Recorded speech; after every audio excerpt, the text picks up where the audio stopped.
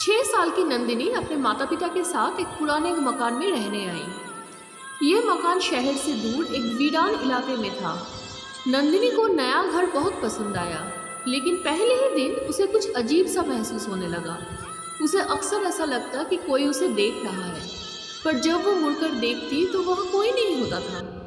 एक रात उसकी माँ उसे सुलाने के लिए कमरे में सो गई, तो नंदिनी को अचानक खिड़की के बाहर हलचल महसूस हुई।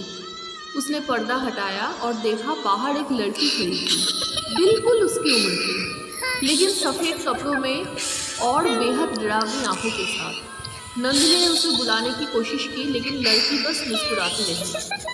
अगले दिन नंदिनी ने अपने माँ को इस बारे में बताया, लेकिन उन्होंने इसका वहम समझकर हंसकर टाल दिया। पर यह रोज़ की बात हो गई।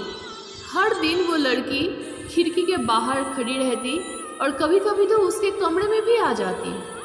एक रात नंदिनी ने हिम्मत जुटाई और लड़की से पूछा, तुम कौन हो?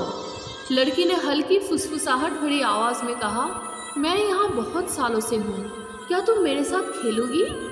डर के मारे नंदिनी चिल्लाई और दौड़कर अपने माता पिता के कमरे में चली गई। लेकिन जब वे अपने साथ वापस कमरे में आई तो वहाँ कोई नहीं था। उसकी माँ ने उसे कसकर गले लगा लिया और कहा, ये बस उसका एक सपना था। लेकिन नंदिनी को पता था कि ये सपना नहीं है। अगली रात फिर वही हुआ, पर इस बार लड़की कमरे में अकेली नहीं थी। उसके पीछे अंधेरे में कई परछाइयाँ हिल रही थी, जैसे वे नंदिनी की ओर आगे बढ़ रही हो। लड़की ने मुस्कुराते हुए कहा, अब तुम्हारी बारी है, चलो हमारे साथ खेलो।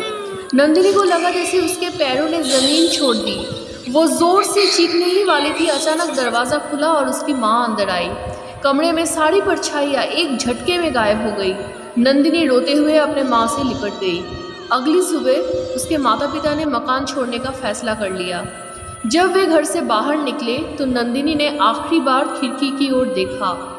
वहाँ वही लड़की खड़ी थी, अब भी मुस्कुरा रही थी, पर उसकी आंखों में अजीब सी उदासी थी। जैसे ही कार आगे बढ़ी, नंदिनी के कानों में एक हल्की सी आवाज़ गूंजी, तुम मेरे साथ नहीं खेलोगी? नंदिनी ने कांपते हुए आंखें बंद कर ली। वो जानती थी कि वो मकान छोड़ रही थी, लेकिन वे परछाइयाँ शायद कभी उसे छोड़ने वाली नहीं थी। Please like, share and subscribe.